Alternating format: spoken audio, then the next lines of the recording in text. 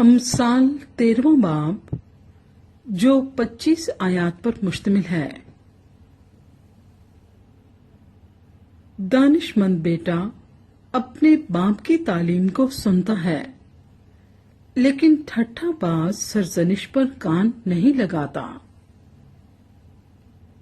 آدمی اپنے کلام کے پھل سے اچھا کھائے گا، لیکن دغا بازوں کی جان کے لیے ستم ہے۔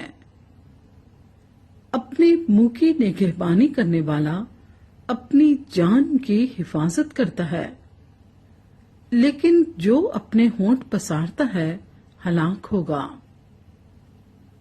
سست آدمی آرزو کرتا ہے پر کچھ نہیں پاتا، لیکن محنتی کی جان فربا ہوگی۔ صادق کو جھوٹ سے نفرت ہے، لیکن شریر نفرت انگیز و رسوا ہوتا ہے۔ صداقت راست رو کی حفاظت کرتی ہے، لیکن شرارت شریر کو گرا دیتی ہے۔ کوئی اپنے آپ کو دولت مند جتاتا ہے لیکن نادار ہے، اور کوئی اپنے آپ کو کنگال بتاتا ہے پر بڑا مالدار ہے۔ آدمی کی جان کا کفارہ اس کا مال ہے، پر کنگال دھمکی کو نہیں سنتا۔ صادقوں کا چراغ روشن رہے گا، لیکن شریروں کا دیا بجھایا جائے گا۔ تکبر سے صرف جھگڑا پیدا ہوتا ہے، لیکن مشورت پسند کے ساتھ حکمت ہے۔ جو دولت بطالت سے حاصل کی جائے کم ہو جائے گی، لیکن محنت سے جمع کرنے والے کی دولت بڑھتی رہے گی۔ امید کے برآنے میں تاخیر دل کو بیمار کرتی ہے، پر آرزو کا پورا ہونا زندگی کا درخت ہے۔ جو کلام کی تحقیر کرتا ہے اپنے آپ پر ہلاکت لاتا ہے، پر جو فرمان سے ڈرتا ہے اجر پائے گا۔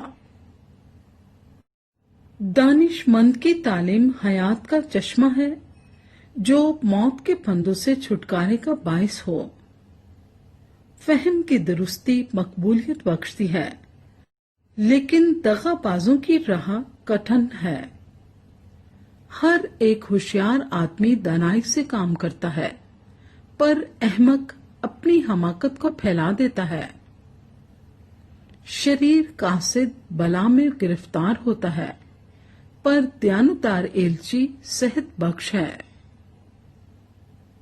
تربیت کو رد کرنے والا کنگال اور رسوا ہوگا، پر وہ جو تنبیہ کا لحاظ رکھتا ہے عزت پائے گا۔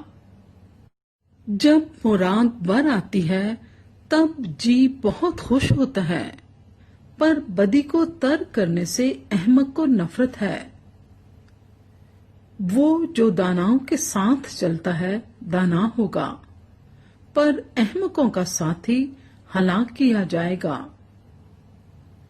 بدی گنہگاروں کا پیچھا کرتی ہے، پر صادقوں کو نیک جزا ملے گی۔ نیک آدمی اپنے پوتوں کے لیے میراث چھوڑتا ہے، پر گنہگار کی دولت صادقوں کے لیے فراہم کی جاتی ہے۔ کنگالوں کی کھیتی میں بہت خوراک ہوتی ہے، پر ایسے لوگ بھی ہیں جو بے انصافی سے برباد ہو جاتے ہیں۔ وہ جو اپنی چھڑی کو باز رکھتا ہے اپنے بیٹے سے کینہ رکھتا ہے، پر وہ جو اس سے محبت رکھتا ہے بر وقت اس کو تنبیہ کرتا ہے۔ صادق کھا کر سیر ہو جاتا ہے، پر شریر کا پیٹ نہیں بھرتا۔